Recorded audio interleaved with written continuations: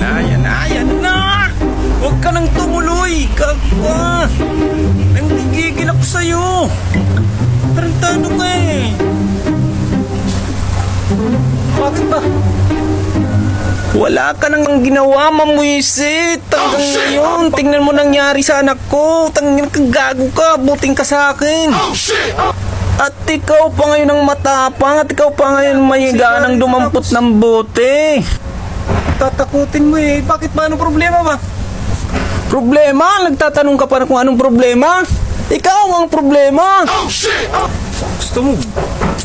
Sindihan ko itong mo. Nang makulong mo na pamaya-maya. Tawag ako ng pulis. Kung anuhin eh. Anong anuhin?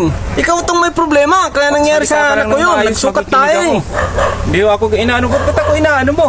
Anong inaano? Ikaw ang dahilan. Bertuan, uminahon ka. Anong uminahon? Ano ba kinagagalit mo? Magmula nung pumupunta. Pabili nga ng...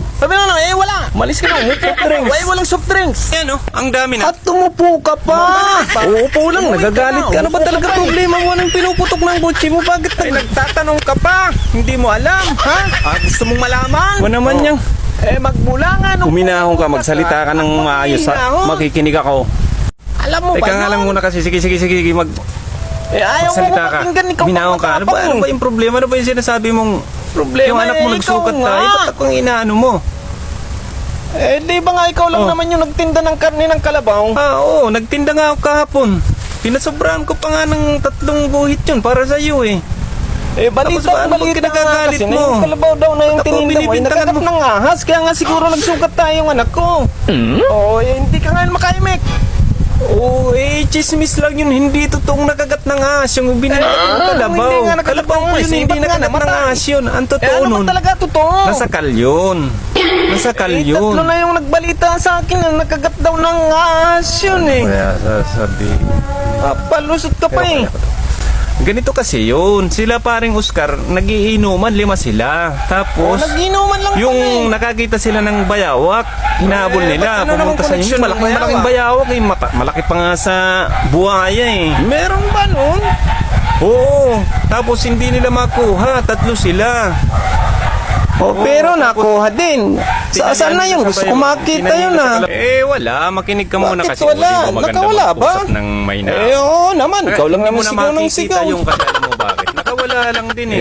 Sayang naman. Lumay Gusto sa pa naman ilog, sanang hindi na nga makita. lumitaw eh. Ang laki pala. Ang totoo kasi noon, tinalian nila sa bayawak. Kaya alaman nila yung kalabaw ko, pinahila nila. Ay, pinahila. Pinahila nila. Nung hinila ng kalabaw, nakalabas dun sa may yung ibiyong bayawak. Nung tumakbo yung bayawak, umakyat sa nyog. Maikli lang yung tali, nadala yung kalabaw ko. Kaya Malaki pala na nasangkal. yung bayawak eh. Si Lulong nga pala, hindi pala yung... hindi pala yung buhaya. Si Lulong, hindi buhaya. Bayawak pala Hindi yun. bayawak. Yun ang nangyari, nasakal. Ganun Pinagbayad ko pala. nga ng kalahati na nga lang pinagbayad ko yung 5 kasi sabi ko, yung iba ibebenta ko na lang. Huwag kang mag-alala, hindi yun nakagat ng ahas. Kaya siguro, nagtakit suka yung anak mo. Baka mahilig kayo maggulay ng kangkong eh. Yun. Baka nga talaga sa kangkong lang yun. Pasensya ka na. Kaya panis na gatas lang talaga. Pabili na lang ako ng... Wala. Ayaw ko talaga ako bintahan. Hindi mo na ako magbibinta ngayon. Di, huwag na. Alis na lang ako. Di umalis ka na. Inis ako sa'yo. Akala mo siguro, mauuto mo Alis ko. na lang ako kung ayaw. Kahit hindi na tayo magkita habang buhay. Bintang. Ayaw magbenta. Di bahala ka sa buhay. Pakialam mo, tindahan ko to. Lumayas ka. Di ko maintindihan sa'yo kung yung nagiinuman 3 o 5 eh. Palpak yung pinto mo eh.